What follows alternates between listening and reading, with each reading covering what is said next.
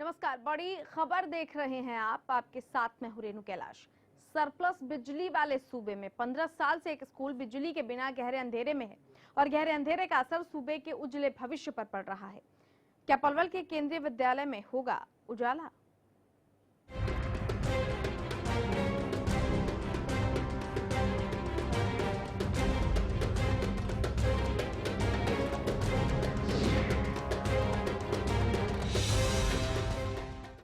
पलवल के नूह रोड कारना केंद्रीय विद्यालय की बात कर रहे हैं हम, जहां 15 साल से बिजली सप्लाई बाधित है। स्कूल में सिर्फ 2 घंटे बिजली आती है और दिन भर गर्मी में बच्चे पढ़ने को मजबूर हैं। दरअसल हकीकत यह है कि भयंकर गर्मी में क्लासरूम में पढ़ना और पढ़ाना मुमकिन नहीं, तो टीचर्स खुद बच्चों को बाहर खेलने भेज देते हैं।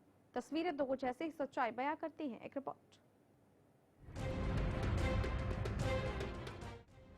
किताब का पंखा, कॉपियों की हवा, न पढ़ाई न लिखाई न ज्ञान। जानलेवा गर्मी में दिन के 5 घंटे रुमाल हिलाते निकल जाते हैं। न पेन चलते हैं न पेंसिल। 15 साल से जिस स्कूल में बिजली सप्लाई न हुई हो, उस स्कूल में पढ़ने वाले सैकड़ों छात्र छात्राओं का क्या हाल होगा, जरा तस्वीरों में देखिए।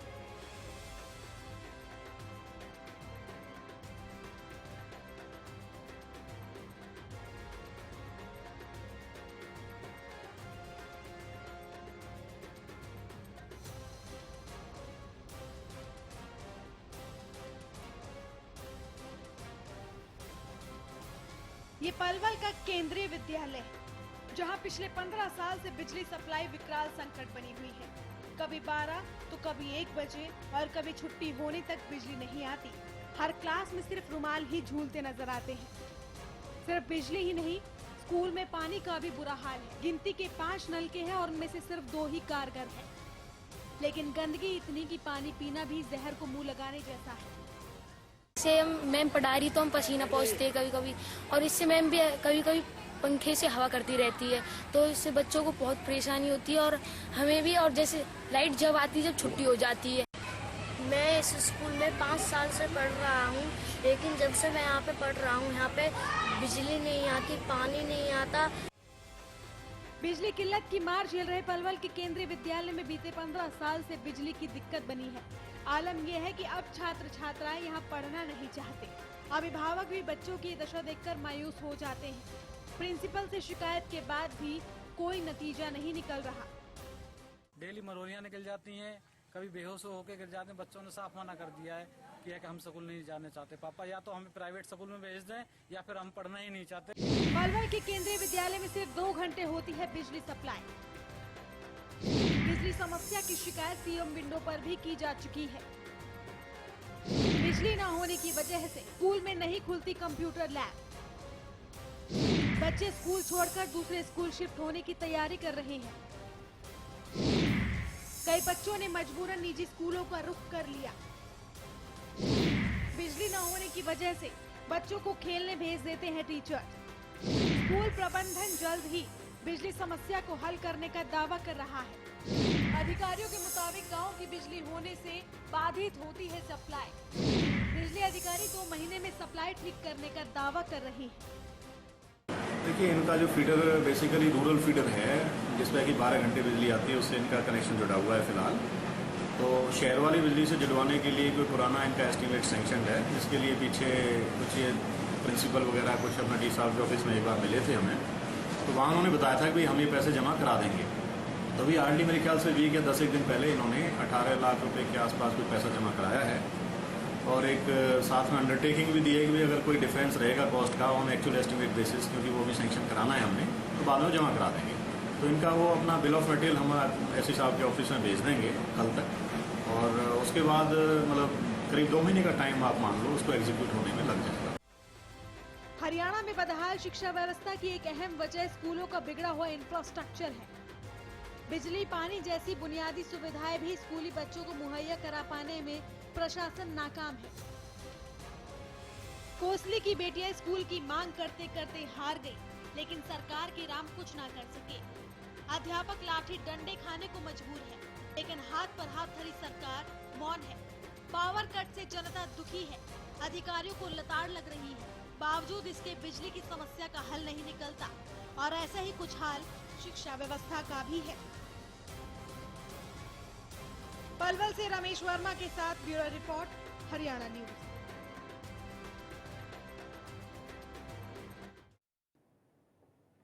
चलिए, ज्यादा जानकारी के साथ हमारे संवाददाता रमेश वर्मा फोन लाइन पर जुड़ गए हैं। रमेश, जो तस्वीरें हमने देखी है, बच्चे उन किताबों का इस्तेमाल पढ़ने की बजाय पंखा झलने के लिए कर रहे हैं। वाकई यहाँ पर समस्या विकराल है, लेकिन इस समस्या के सामने आने के बाद कितनी उम्मीद जगी है कि इसका समाधान भी हो पाएगा?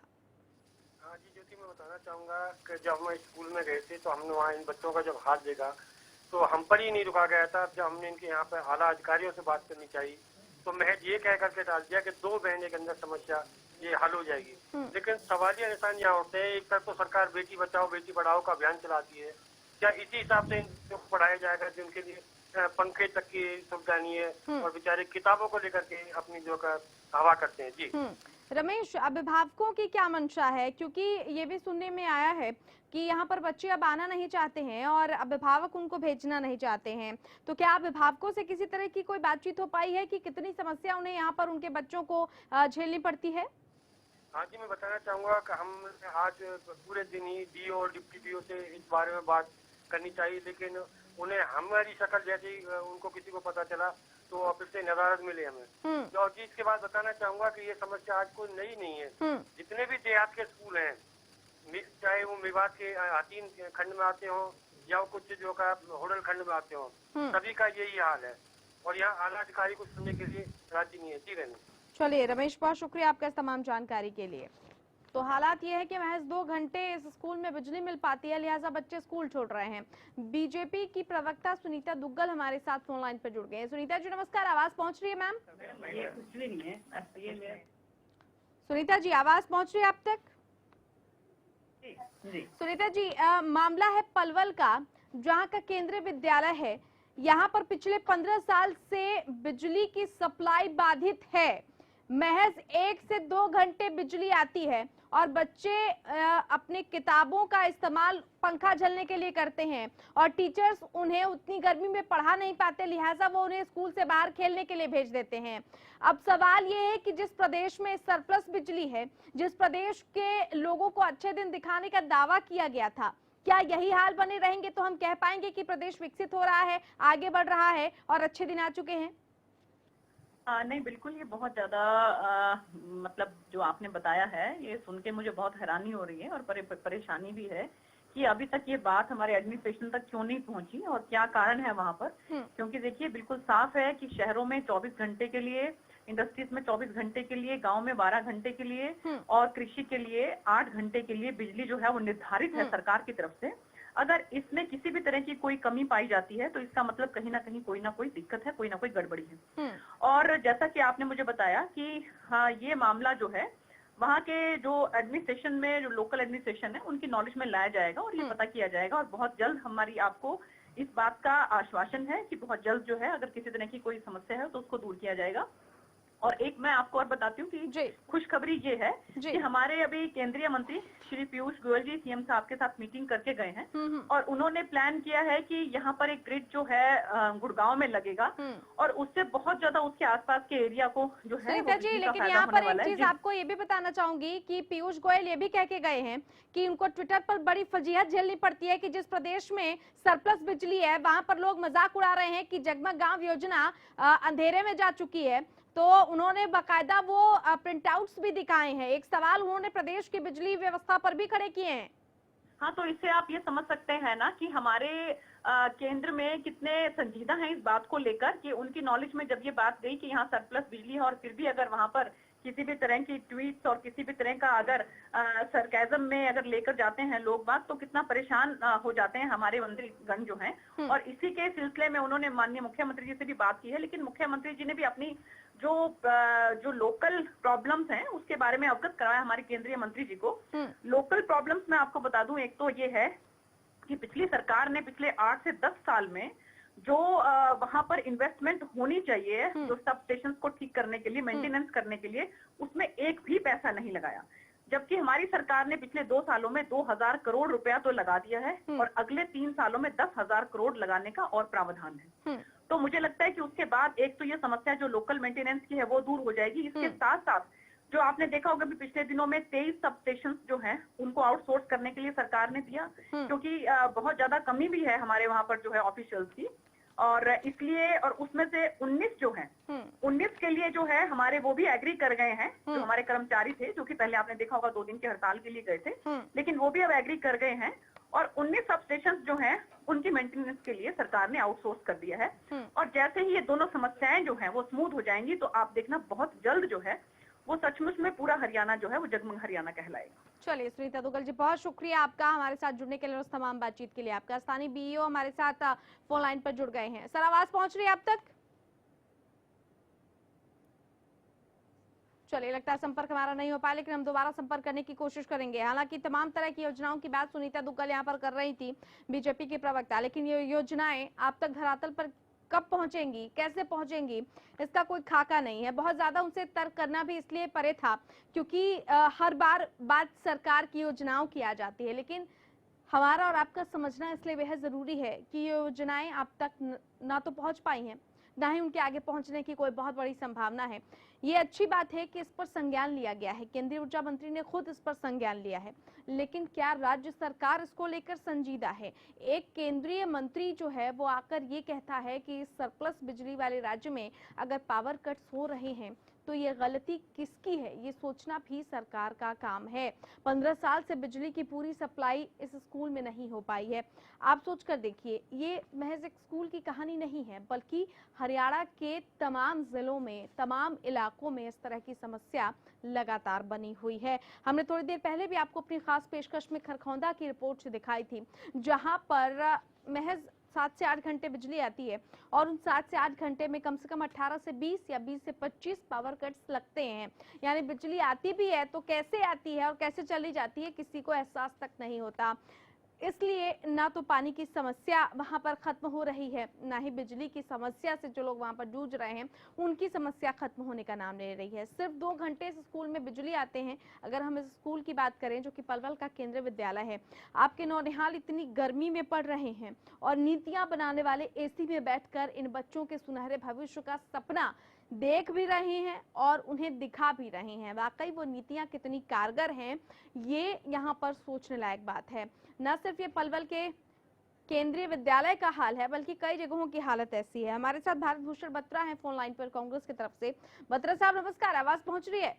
हाँ जी, पहुंच रही है मैम। बत्रा साहब, बात हम पलवल के केंद्रीय विद्यालय की कर रहे हैं। ये सिर्फ एक उदाहरण भर है। यहाँ पर पिछले 15 साल से इस स्कूल में बिजली की सप्लाई बाधित है। नतीजतन बच्चे जो है वो किताबों का इस्तेमाल हवा झलने के लिए करते हैं और जब गर्मी ज्यादा बढ़ जाती है तो टीचर्स उन्हें बाहर खेलने के लिए भेज देते हैं।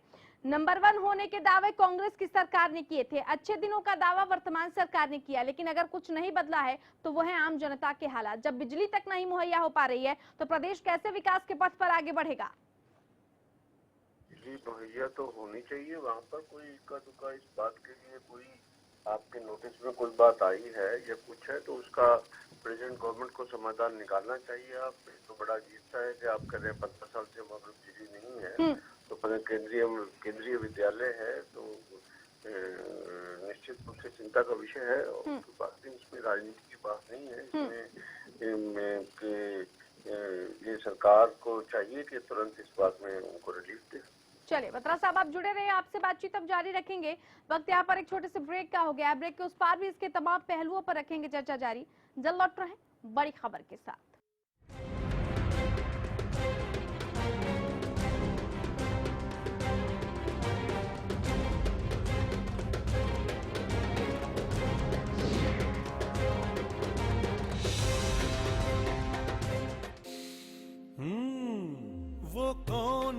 वो कौन है जो खुशबू लाता है, स्वाद बढ़ाए खाने में और सेहत बनाता है। तो बोलो बोलो पापा, मम्मी। खाने को टेस्टी बनाता है लक्ष्य शुद्ध देशी घी, खुशबू और स्वाद में हिट, सेहत को रखे फिट। लक्ष्य शुद्ध देशी घी, स्वाद और सेहत की बात शुद्धता के साथ।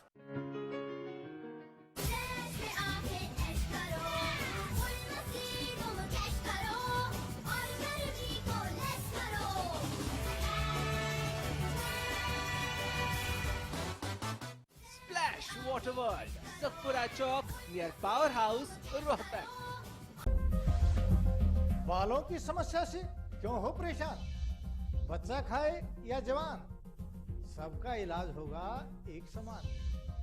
सिर दर्द और कब्ज होंगे 3 दिन में छूमंतर। न जादू न टोना, है केवल आयुर्वेदिक तंत्र।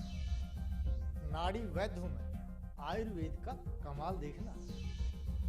ला इलाज हो कोई भी बीमारी, जड़ से होगा उसका इलाज देखना।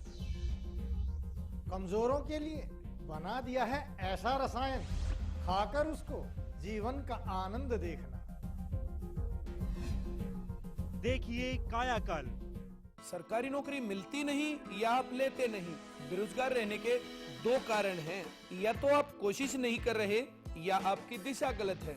सरकारी नौकरी कैसे पाई जा सकती है? देखिए हमारा खास कार्यक्रम कैसे पाएं सरकारी नौकरी, हर रोज दोपहर 2:30 बजे।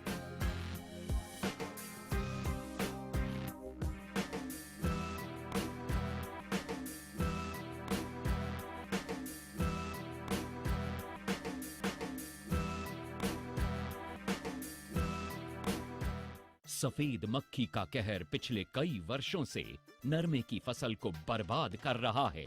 बहुत कर लिया केमिकल पर विश्वास, अब बिलीव व चट्टान मिलकर करेंगे सफेद मक्खी व रस चूसने वाले कीटों का विनाश। नीम आधारित बिलीव व बैक्टीरिया युक्त चट्टान की शानदार जोड़ी आपके नरमे की फसल से सफेद मक्खी व रस चूसने वाले कीटों का समूल नाश करके आपकी फसलों को देती है संपूर्ण सुरक्षा। एमडी बायोकोल्स की बिलीव व चट्टान की शानदार जोड़ी।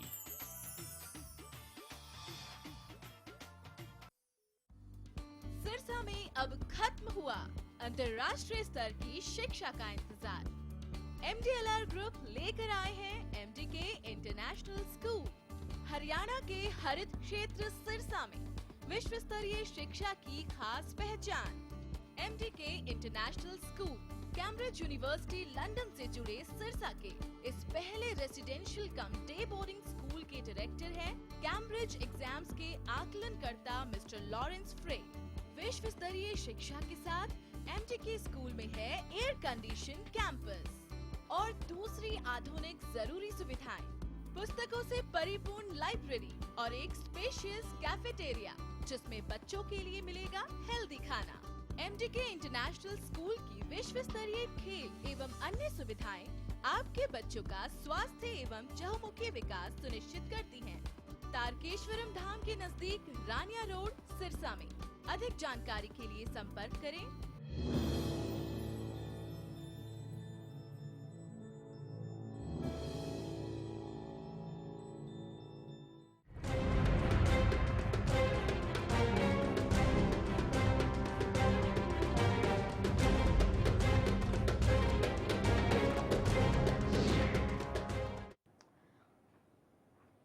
जी हाँ, पलवल के केंद्रीय विद्यालय की आज हम बात कर रहे हैं। यहाँ पर अंधेरे में है भविष्य का उजाला।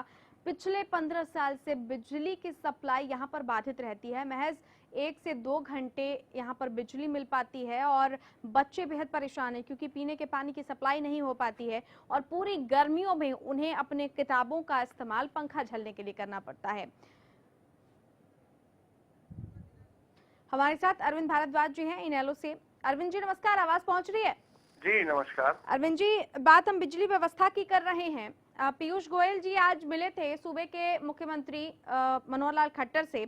यहाँ पर बैठक में उन्होंने एक सवाल उठाया। सवाल ये है कि कहा उन्होंने कि हरियाणा में जब सरप्लस बिजली है तो बिजली के कट्स इतने क्यों लगते हैं। अब इससे जुड़ा एक मसला है, पलवल का केंद्रीय विद्यालय है, पिछले 15 साल से यहाँ पर बिजली की सप्लाई बाधित है। आप सोचकर देखिए, जहाँ सैकड़ों की तादाद में बच्चे पढ़ते हो वहां पर बिजली ना हो और बिजली ना होने की वजह से पानी ना हो। क्या हम वाकई पूर्ववर्ती कांग्रेस सरकार के नंबर 1 होने के वाला जो दावा था वो प्रदेश में रह रहे हैं, या वर्तमान बीजेपी सरकार ने जो अच्छे दिनों का दावा किया था, वायदा किया था, हम उस प्रदेश में रह रहे हैं? बीजेपी की सरकार बहुत बड़े बड़े दावे करती थी 24 घंटे बिजली देने के, और सच्चाई ये है कि हम सब जानते हैं इस बात को कि देहात में तो 6 से 7 घंटे से ज्यादा बिजली नहीं आ रही। और जो ये घटना, ये मामला आप बता रहे हैं केंद्रीय विद्यालय का, जहां 15 साल से बिजली नहीं आ रही, बताइए जो लोग नैतिक शिक्षा देने की बात करते हैं, संस्कृत और गीता पढ़ाने की बात करते हैं, वो बिजली पानी जैसी चीजें भी स्कूलों में नहीं पहुंचा पा रहे हैं। तो ये जो बड़े बड़े दावे करके सरकार में आए थे, और आज भी ये उतनी बड़ी बड़ी बातें करते हैं, परंतु धरातल पे ये कुछ नहीं कर पा रहे। खुद पीयूष गोयल जी जो केंद्रीय मंत्री हैं, उन्होंने ही फटकार लगाई हरियाणा प्रदेश की सरकार को। इससे ज्यादा क्या शर्मिंदगी की बात हो सकती है? मैंने वो वीडियो देखा है, मुख्यमंत्री जी सिर झुकाए ऐसे बैठे हैं जैसे कोई स्कूल का टीचर एक बच्चे को, स्टूडेंट को डांट रहा हो। तो ये बड़ी शर्म की बात है भारतीय जनता पार्टी की सरकार के लिए। और अभी भी वक्त है, अभी भी 3 साल है। अगर ये चाहते हैं कि हरियाणा प्रदेश में का भला हो, तो ये अभी भी कुछ सबक सीखें। पिछली सरकार ने जो कमियां छोड़ी और उन्हें सुधारें और कुछ करके दिखाएं। बड़ी बड़ी बातें करने से ही सिर्फ काम नहीं चलेगा। अरविंद जी, क्या वजह है कि इतने सालों में, इतने दशकों में इन बुनियादी सुविधाओं का रोड मैप तक तैयार नहीं हो पाया?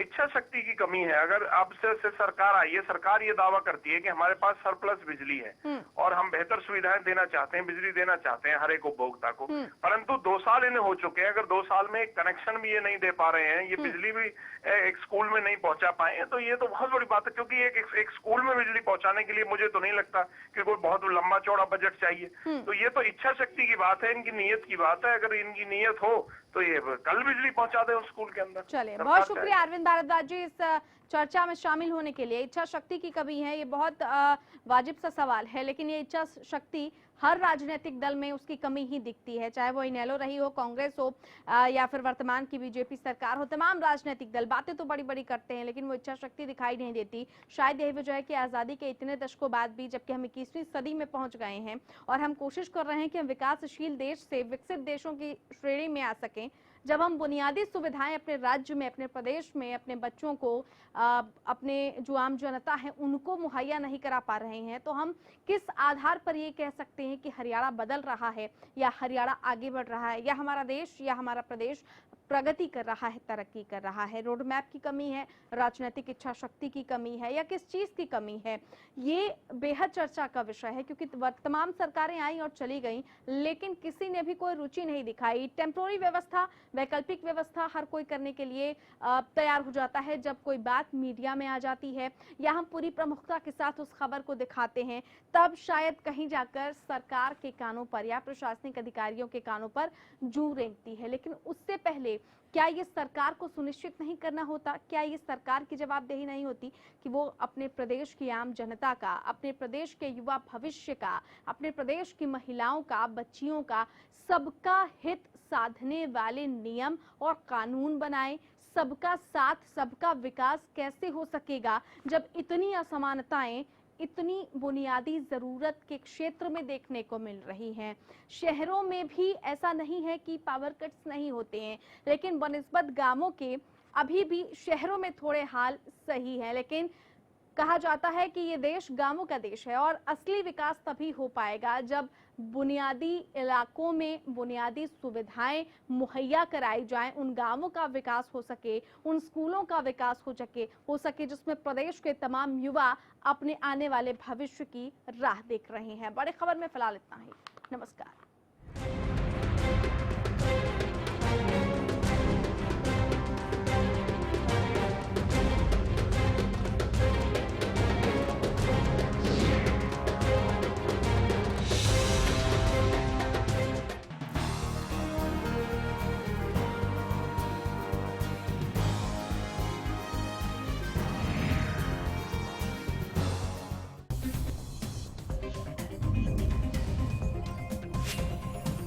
da da da da da da da da da